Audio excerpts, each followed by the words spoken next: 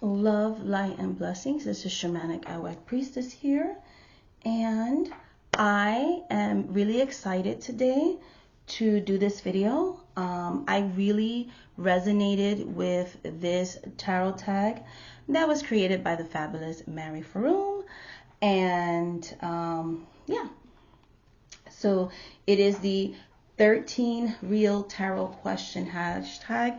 I think the hashtag has since been renamed. I'm not sure.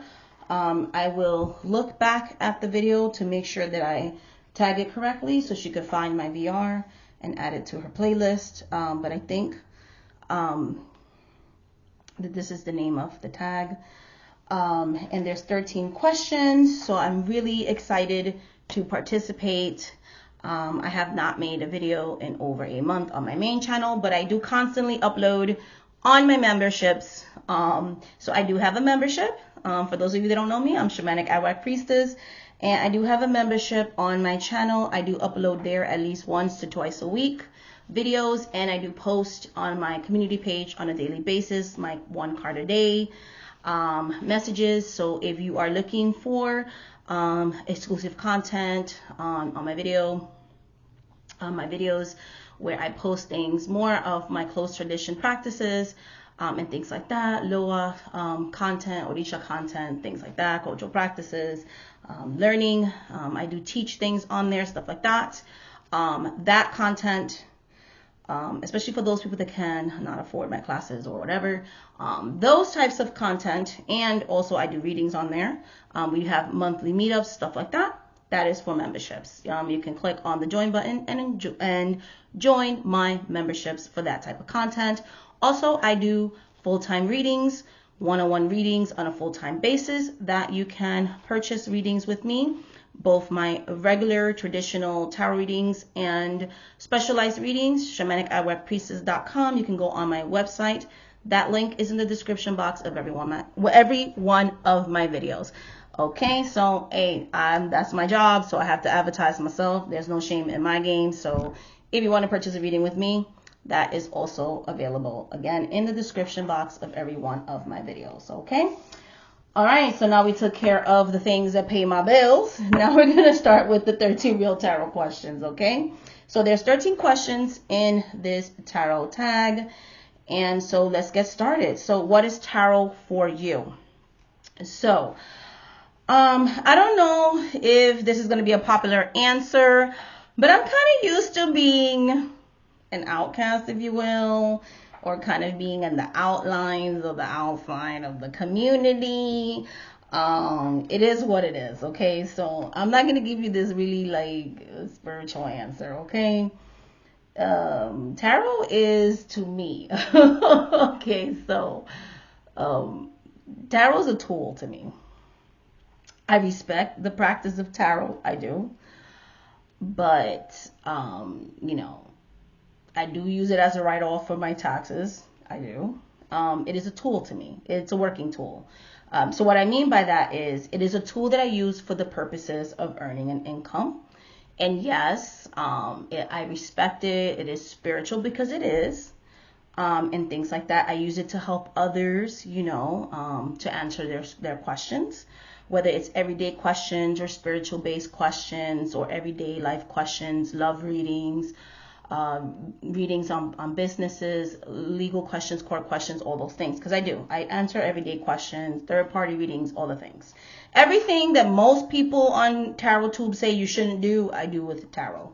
But it's a tool. It's a tool like a plunger is to a plumber, a snake is to a plumber. It is a tool like a hammer is to, you know, someone who works with, you know, as a carpenter or whatever. You know, it's a tool. You know, it is. Yes, it is spiritual, but at the end of the day, it is a tool. And so what do I mean by that? I'm not saying that in any type of disrespectful way, because I'm not. For me, okay, I'm a channeler. So in my cultural practices, we didn't really use tarot. If I'm being honest with you, Tarot is more, has more of a connection with like, Western culture, it westernized culture. So the practice that I use is more ATR, especially for me, ATR for the diaspora. So Haitian voodoo. So traditionally, we were more channelers, right? We talk directly to spirits, okay? We directly talk to spirits because of colonization, the fact that they colonized the tribes that my ancestors came from, both my African ancestors and my native indigenous, both the African indigenous ancestors and my Native American ancestors of the Americas. We had to disguise our spiritual practices through saints and the tools of our oppressors, if you will. So we use things like playing cards. That's where playing cards came into my family, okay? So my ancestors used playing cards. We disguised our channeling practices through the guise of playing cards, okay? So I grew up seeing my relatives using, in some cases, loteria cards or la barajas, okay, or regular playing cards, okay? For my Haitian family members, playing cards. For my Puerto Rican ancestors, barajas, okay? The Spanish playing cards. But we knew we were actually channeling. In closed circles, we use no tools most of the time, and we would use the copas, we would scry on the waters, and we would take on spirits, and we would talk through the spirits themselves. We would go into trance states, if you will, and we would have the spirits directly talk to the person who was seeking our guidance, and we would be in our true essence. Because that practice is demonized, because we can actually be endangered in some cases, because that's heavily frowned upon in open spaces. And this is something that I really saw happening whenever I wanted to take this practice as a form of sustaining my family, right? When I was escaping domestic violence and things of that nature and left my nursing practice, really felt a calling from the spirits. When they called me into, this is how we're going to help you escape your very physically abusive situation, sustain your family, help you get out of poverty, and things of that nature. We're going to help you to, beat the system, beat the statistics, because everybody knows that the world demonizes a single black and brown woman who's a single mother getting out of domestic violence. We already know how the world looks at us, okay? Let's keep it real. I'm not saying that other cultures don't get frowned upon, but let's be real. When you look a certain way and you are therefore now a single woman, the world tends to have that baby mama stereotype, okay? The spirits are like, we're going to help you, rise above, your situation. So tarot was a way for me, like my ancestors have always done, to disguise the gift that I have of channeling, because tarot is more widely accepted form of divination. So I learned the book meanings of tarot. I can read you and do a reading with the book meaning. I can be a card reader, but however, I read tarot differently. I read tarot in a spiritual sense. When I'm actually giving you a tarot reading, I'm actually channeling. I am controlling the possession. I am reading you in a way that's comfortable to most people, because things like Santeria and Voodoo, which are the cultures and the practices that I come from, this is what I grew up around. This is what I've been around. This is what I have been exposed to, isn't so widely accepted. So therefore I have to synchronize or do what my ancestors have always done, disguise the Loas and the Orishas with saints, because that's more widely acceptable. I have to, use tarot because the form in which I divine may not be so widely acceptable. Possession is looked at a lesser form. My spiritual practices are deemed low magic, whereas certain forms of European witchcraft is looked as higher magic. And we know this in marginalized spiritual communities. So tarot to me is a safe way, and this is not to be disrespectful, right? I do respect tarot, but this is a safe way, and I learned it for safety reasons. I learned it for being more widely accepted within the spiritual community, where I could divine to a wider audience, because this is more widely acceptable versus the way that I divine, which is through possession. So when the spirits called me, they were like, we're going to give you the gift. They literally dictated all 78 cards to me in a dream and told me this is what each of the cards mean. Yes, I did study the book meanings, but they also gave me their interpretations of the cards. So their meanings always supersede the actual literal meanings as well, because they told me they were going to speak to me through tarot. So tarot to me was something that the spirits has gifted me so that my form of divination were more digestible to a wider audience, because tarot is more widely acceptable as a form of divination. Okay, it just is. Okay, so that is what tarot is to me. It was a key to getting me out of my situation. It's a tool that was given to me by the spirits to help others. Okay, it is also a shield of protection, because the paths that I come from are very heavily demonized, very widely misunderstood. It is why I created a channel to create more understanding of paths like Haitian Voodoo, which, to be honest, even Santeria is more widely accepted. The Orishas, even the Orishas themselves, that's even becoming more marketable these days, right? Than even Voodoo, because Voodoo is very, to this day, very demonized, right? So it's very widely misunderstood. Okay, so that is what tarot is to me. It is survival. It is a way to help others. And it's a way for me to safely practice my closed practices, but in a safe way, because I was able to synchronize my voodoo practices through tarot, because I have my own way of using tarot and my own practice, okay, with it, that is specific to my culture, while using something that is not part of my culture, if that makes sense. Number 2, do you read for others? Yes. The majority of my practice is doing divination for others. It is my full-time job that I do anywhere from 4 to 5 days a week on a full-time basis. Yes, I do read for others. As far as myself, because it says, do you read for yourself? I do read for myself, yes, but the majority of my readings are for others.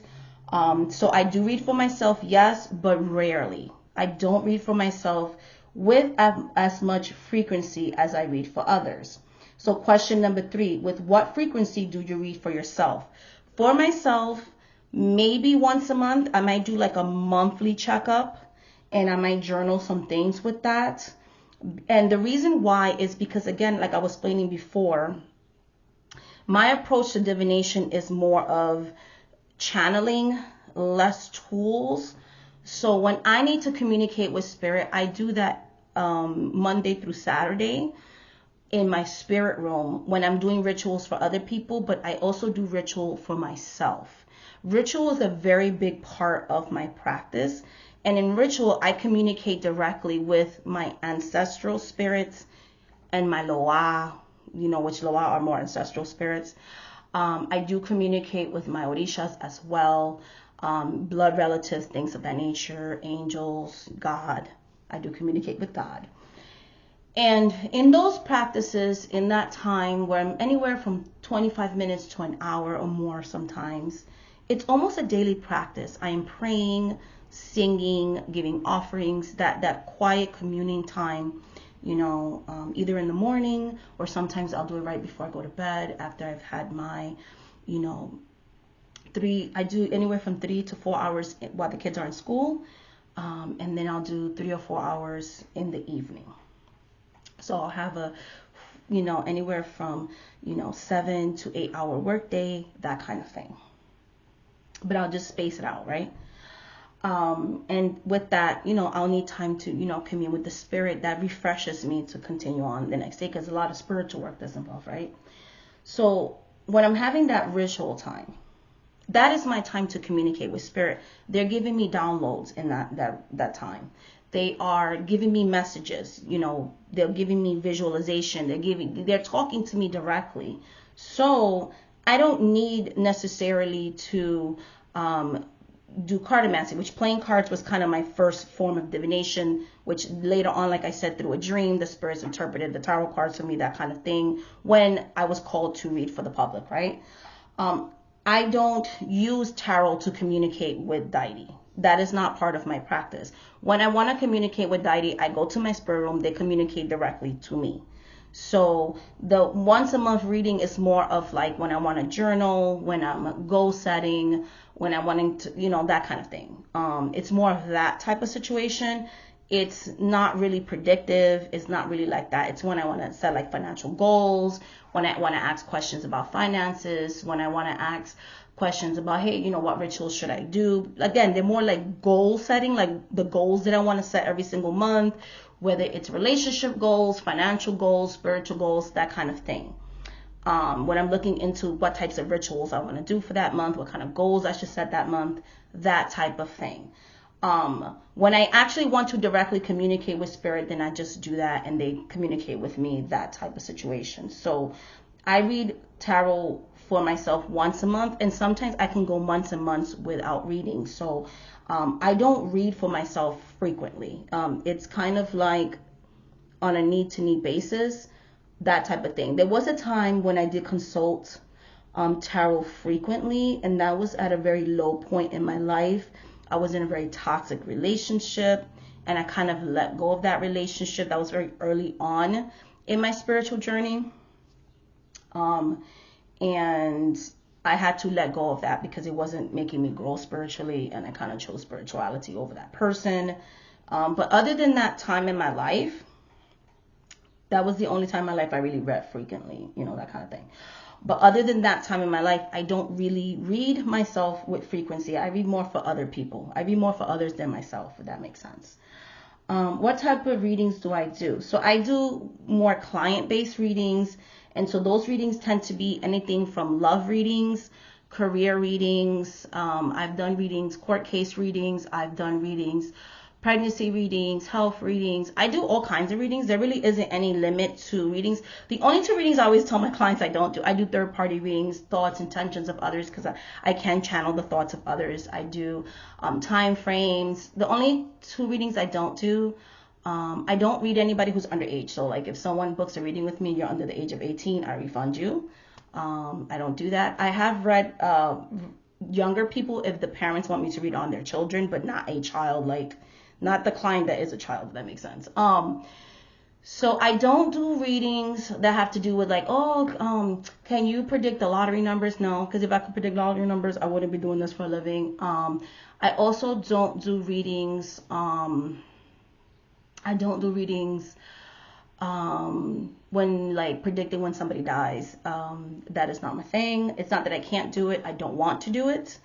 I feel like telling somebody, hey, they're going to die in 6 months, or and I feel like you're going to be so focused on when you're going to die or when that person's going to die, you're not going to enjoy those last 6 months. I don't feel like it has any service and things like that. And while I do health readings, right, I always make a disclaimer like I am not a doctor, I'm not a lawyer, but if I see something, I'll be like, hey, I see some kind of illness in this area.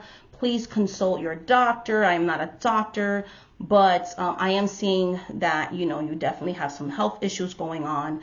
You really need to go to the doctor, because I feel like if you're sick and I see it, you need to go to your doctor, because I'm not going to be sitting here knowing that something's going on with you and I'm not going to tell you about it, because then I feel guilty for not telling you, right?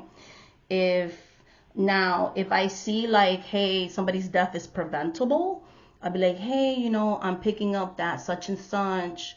There's a potential for them to get into a car accident, or there's a potential for someone to be, you know, assaulted or whatever, and that's preventable. I can be like, hey, be careful with such and such. I'll tell that person if it's preventable, you know, stuff like that. But if it's something that's not preventable, like, so some things are destined in life, unfortunately, then, you know, Spirit's not going to reveal it to me, because I told Spirit, don't reveal death to me if it's inevitable, because there's no point to that. You're just going to be focused on the death. So death is a little sketchy. So yeah, those are the types of readings that I do. The types of readings I don't do is death is kind of like a gray area. Yeah. So those are the types of readings that I do. So a lot of ethics that I see people don't do, I do, because traditionally, I'm a very traditional, old school type of reader. I do predictive readings all the time. That is literally the majority of readings I do. I do channel readings. I have had spirits come forward. I don't see anything wrong with mediumship. I do have certain rules with mediumship, so I don't channel the dead unless they've been gone for a year, and I do that more organically. I don't intentionally, like, oh, you know, can you channel Bill? Like, Bill will have to come forward naturally, and that's for my protection and your protection. So I do have rules to mediumship, but yes, I do perform mediumship and things like that. So, you know, yeah, I have my own form of ethics.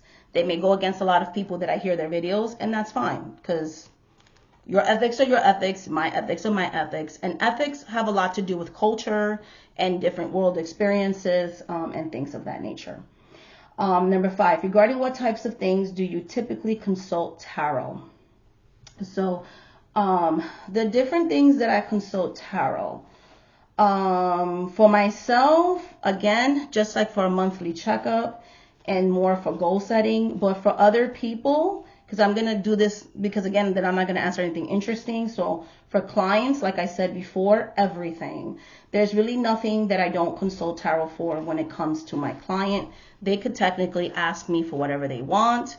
They can go from one subject to another, the thoughts of others, legal issues, all the things.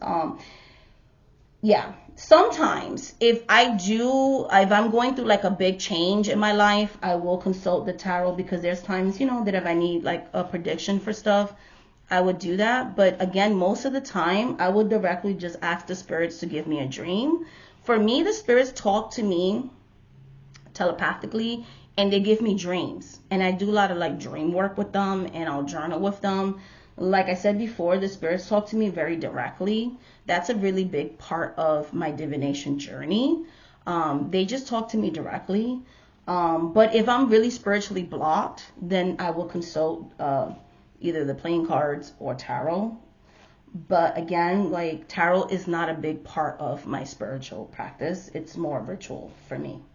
My candles, how the candles burn, my dreams, stuff like that. But for clients, they can ask me whatever they want. There really isn't anything I don't read on when it comes to clients, and things like that. How would you classify yourself as a reader? So for me, I'm a channeler. Okay, I am a server of the misterios. I'm a server of the mysteries. So I'm a very traditional reader, in the sense that so for every deck that I have, this is my mystical tarot. It looks like crap. I'm a high volume reader. So like this deck I've had for a couple of months, and it doesn't matter if my decks are new, or if my decks are old, or if it's heavy cardstock, thin cardstock. All my decks look like this. So when people ask me, Shamanic, like, how, you know, is it good cardstock? Is it going to chip? I always feel bad, because I don't have an answer for you. Like, all my decks are going to look like this. All my decks are going to look like crap.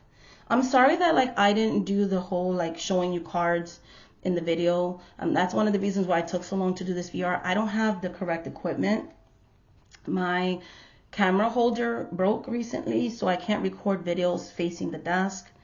And that kind of made me contemplate not even doing this video, but I really wanted to do this VR, so it's my face, unfortunately. I have the questions here, so it's hard for me to like hold up the cards and look at the questions. So unfortunately, you're stuck with my face looking down. Hopefully that doesn't distract too much or make you not want to watch this VR. So, but again, I really wanted to participate. So getting back to the video. I even lost my place now. Okay, number 6. How would you classify yourself as a reader? So I would say spiritual and traditional. I'm more of a channeler, like I said. I believe that the spirits are speaking through me. You know, I believe that. I am connecting with the Loa, the Orisha, the ancestors, things like that. I have a specific spirit. Okay. There's 3, but there's one main one.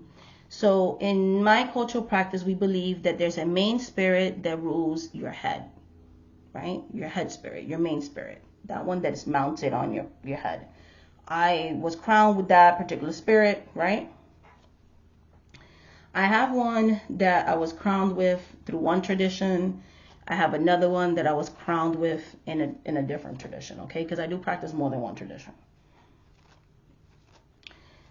When I am doing readings, I mainly have a specific spirit that is speaking through me. And no, I'm not going to say who it is.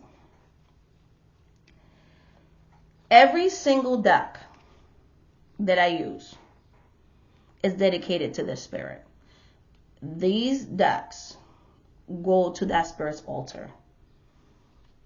They're smoked, cleansed, they're prayed to, and the energy of that specific spirit is infused into each and every one of the decks. She speaks through this deck. She channels through these decks. She dictated all 78 meanings through dreams. She talks to me through dreams. She connects. She's in the spirit realm. She connects. She speaks through me. She gives the messages through me. We have a very beautiful connection. I talk to her on a daily basis. I have a candle that I infuse her energy with when I'm doing readings with the clients. She has certain incense that she likes me to burn when I am in divination with the clients. So when I am doing readings, I am performing mediumship. That is what type of reader I am. I am a psychic medium. When I am doing divination, I am a channeler. I am a medium. I am in the spirit realm. I am a shaman, right? My name, Shamanic Arawak Priestess. I am Arawak. That is my Native American tribe. I am an Arawak. I am a priestess. I am a shaman. That is the type of reader that I am. I am practicing ancient forms of tradition when I am practicing divination. I am channeling this spirit, and I am giving the messages to the client, to the person who's seeking my advice or whatever you want to call it. That is the type of reader I am. I am old school. This is the same spirit that back in the days when it was more widely acceptable, you know, my ancestors who were of African descent, we casted bones. My ancestors who were of African descent, we casted cowrie shells, coconuts. When we were in the islands, these are the same ancestors who prayed to Yukayu. And we, you know, casted the I get very emotional.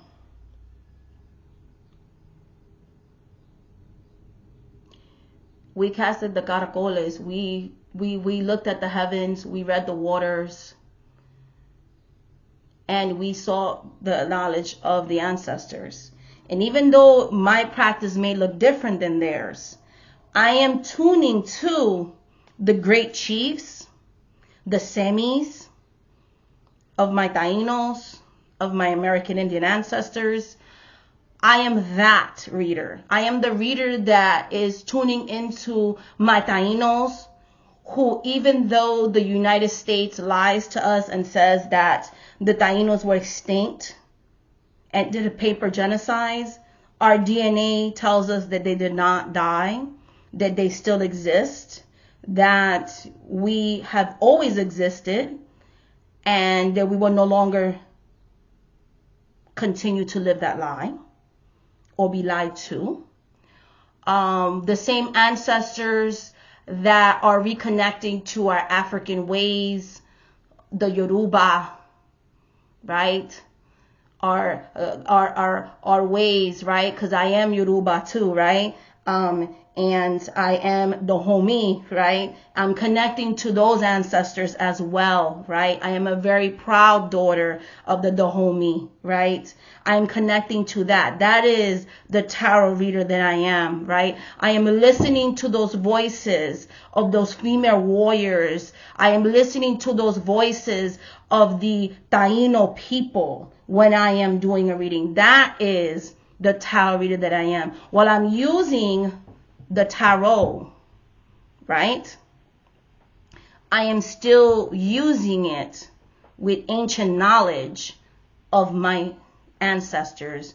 I am still doing closed practices of those ancestors that came before me with other practices of other cultures. But I am still practicing and speaking to my ancestors in Taino languages and closed rituals, because I am relearning my Taino language. I am still praying to my ancestors in closed spaces in Yoruba prayers, right? So yeah, that is the type of reader that I am. It's very spiritual. It's very ancestral. That is the type of reader that I am. I am a channeler. I maybe have made a deal with the spirits where I'm not going to be on full-on speaking tongue possession, because that is not widely acceptable, right? I am using a different tool than maybe some of my other ancestors use, because this is more widely acceptable. This is more of a protective way to practice divination, but it's still sacred. It's still beautiful. It is what my ancestors have always done. We have always been able to adapt, been able to survive, been able to incorporate other things from other cultures, but still kept it sacred and still been able to continue to keep the foundation of Yoruba practices, Taino practices, Dahomey practices as the basis, right? And making it our own. So that's what tarot is to me. Okay, so that's what I apply to it. To me, it's like survival. I apply my cultural practice to it, my religious practice to it, things like that. Number 11, tarot is the book of life. What else do you witness tarot? I witness tarot in my religious practices. And what I mean by that is, when I told you that the spirits literally recited each of the 78 cards to me, like they did with Lenormand as well, and they brought them together. They did that with the Marseille deck as well. I also see tarot not only in my dreams, but I also see it in my deities. In the major arcana and also in the court cards. Okay, especially before they started putting diversity in some of these decks, right? In the earlier parts, my spirits have all assigned themselves to the court cards. And they're like, this is who each of these cards represent to us. So the mysteries, misterios. So they're like, this is which orishas are represented in this deck to us, and this and that. So when I'm reading people, whether it's playing cards or whatever, I'll be like, oh, this is spirit is in your court or whatever. And I'll show them the deck and they're like, hey? And they'd be like, yes. Like the other day I was reading somebody and I was like, oh, La Seren is saying this and that. And they're like, I was just using a regular dangler little tarot deck, but La Seren came through, or Yamaya will come through, or Shun will come through, and it's regular tarot cards because the spirits assign meanings with deities, with certain things through these cards. They are like, this is what this card means right now. So I see tarot is the book of life, but tarot is also I see them in my loas. I see them in my orishas. They literally are in my spirits, in my religion, in my practice, because the spirits literally assign meanings to them. They're literally a representation for marginalized people. They're a way that I was able to synchronize my religious beliefs into something that was more appeasable, right? Something that will be more widely acceptable for me to practice, for me to sustain myself, for me to sustain my livelihood. I see tarot in the everyday, right? In my everyday spiritual practice, when I'm sitting there with deities. I have used, before I could afford statues, I would have tarot to stand in as a representation of the deities themselves amongst prayer cards. But sometimes when the girl couldn't afford that neither, I have seen that. I have seen tarot, in the people around me when they act a certain way. I'm like, this person really is the queen of swords. She is a queen of swords in real life. Okay, so I see them in personality traits. I see the court cards as different ethnicities. Okay, before they even started painting certain cards as certain ethnicities, I kind of see certain cards as certain ethnic groups. Okay, I also see the cards, court cards and certain major arcana cards as certain parts of the pride community. You know what I'm saying? Because I, as a marginalized person, as a queer person herself, I know that's an offensive word to some people. I identify as queer because there really isn't anything within the pride community that I feel I identify with. I have my own identification. I just feel like I'm queer. Yeah. So basically, as far as myself, yeah, because I don't feel like the pansexual label really identifies me, to be honest. And then bisexual has its own things that is like, yeah, because it's like bisexual, pansexual, I don't know. So I just feel like queer is the best way to identify myself. Basically, it's just like, oh yeah, happy Pride Month. So basically, for me, it's just like I can see, as far as like the Pride community, I have certain cards that have a certain fixed assigned meaning to me. Before they started making more inclusive decks, I have found ways I can use a regular Rider-Waite deck and see marginalized groups within that deck, because the spirits were like, you can use this card as an identifier for this, that, and the other. So for me, tarot, especially the RWS, has always represented life to me. I see tarot in everything and in everyone within marginalized groups and all those things. So tarot definitely is life. I see tarot in everything. I witness it in everything. I will literally see different life events and be like, oh my God, that reminds me of this card, that card, because it's such an ingrained thing in my life. I always find a way to like relate it to tarot. My kids are like, oh brother. I could see it in like pop culture movies, like, oh my goodness, that's such a tower moment, that's such a lover's card moment. The kids are like, what are you talking about? So tarot, to me, I can see it in everything. It just really is such it's interesting. So yes, I see it in my dreams. I just see it. Okay, hopefully that answers the question. I feel like I gave a weird answer, but that's the best way I can answer that question. I see it in life. Okay, number 12. Have you experienced where tarot has correctly predicted the future? Yes, I have seen it when my clients come back. Okay, so first a disclaimer. Even though I do fortune tell, okay, I am a psychic, a channeler, a medium, whatever. Not everything that anyone predicts is always going to come true, okay? And if somebody tells you that they give you 100% accurate readings, they're a whole liar, okay? Just letting you know. But the majority of my readings do come true, because ain't nobody perfect unless you are God, okay? But the majority of my predictions do come true. And yes, the majority of people that I've read for have come back and like, girl, your predictions have come true, so on and so forth. And that makes me really, really happy when it's good predictions. It makes me really sad when it's like the bad things that happen. It also makes me happy when the spirits caution you and they're like, hey, like, this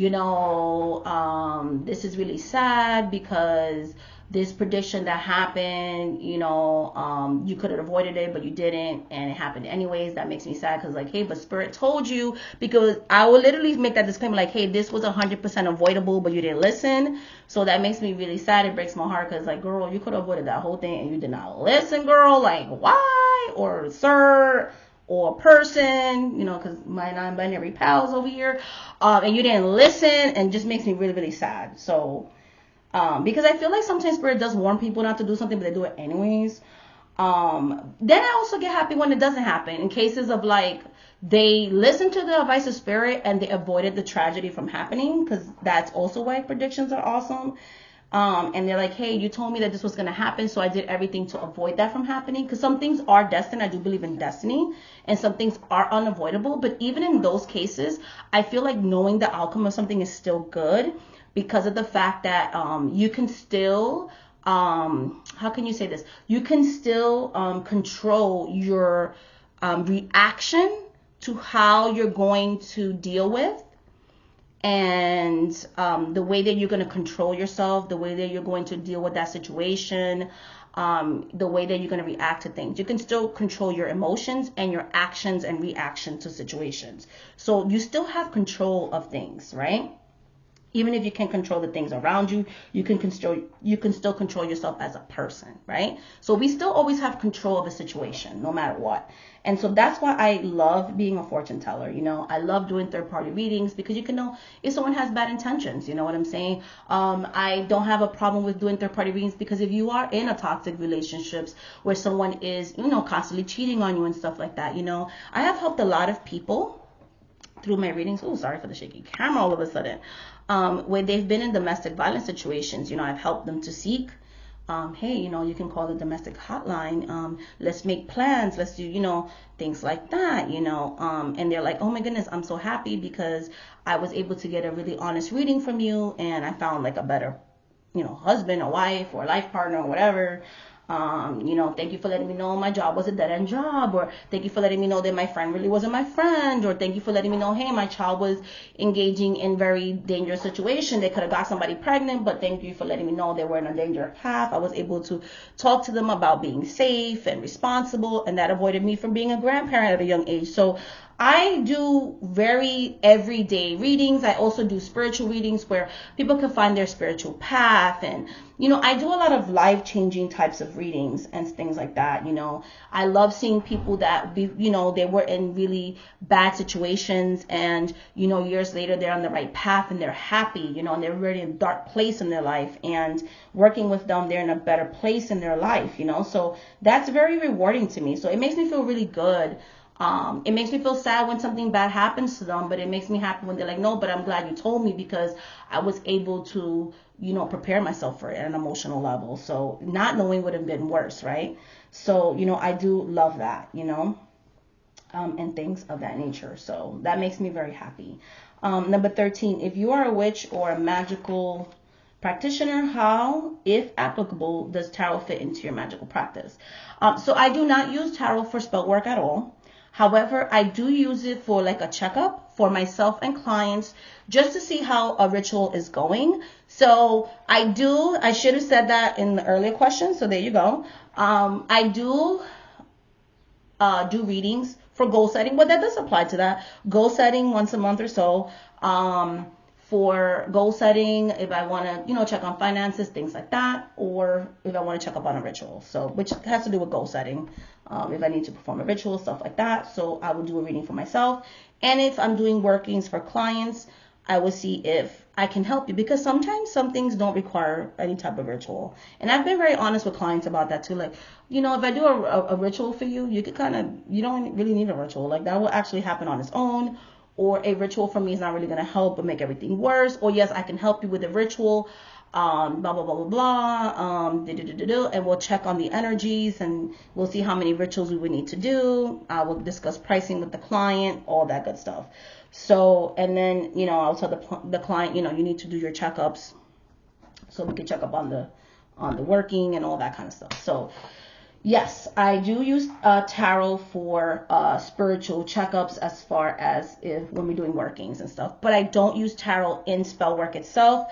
If I do any type of divinatory tools for spell work, that would be cartomancy. It would be playing cards. I don't use tarot at all. Like, this is not used to actually have do a spell. No, I don't do that at all. I use vebes, and I use candles, those kinds of things. I use living things, herbs. Those, I don't use crystals. Crystals are not used in my spell work at all. And in some cases, you know, I do practice voodoo, like blood.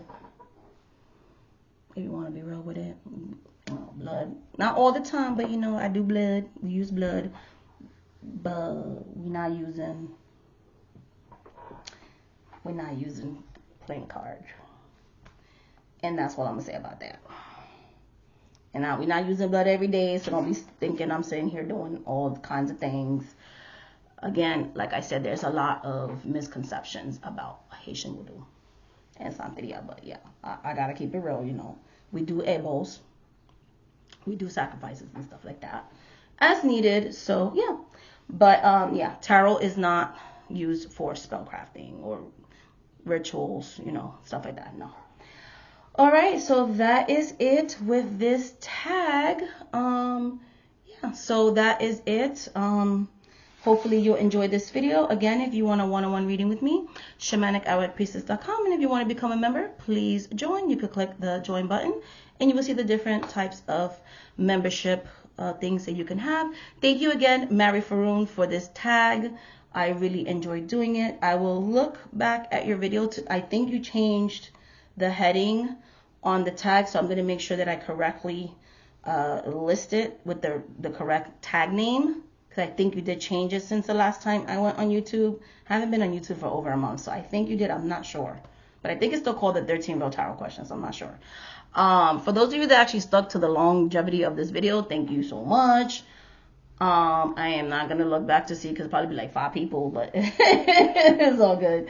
But thank you so much for watching this video. Sorry again that I didn't really show the deck like everybody else did, but the deck in this video is the magical. I think I showed it like 2 times, but like I said, the deck looks pretty bad. I feel bad because I feel like showing how messed up this deck looks, people are not going to want to buy this deck. But like I said, even indie decks, which I do own, after about a month or 2 of using decks that have cost me literally $100 or more, or even a mass-produced deck like this one, they all look the same, guys, because I do a lot of readings for the public.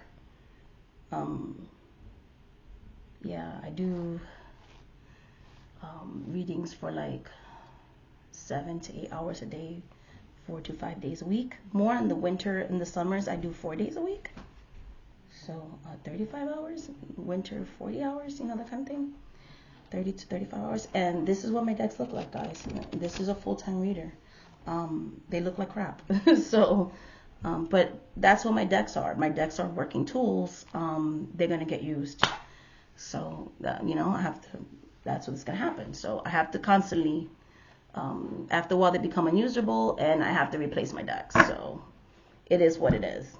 Anyways, no matter how nice I try to be with the decks, they look like crap after a while. So, but I like it.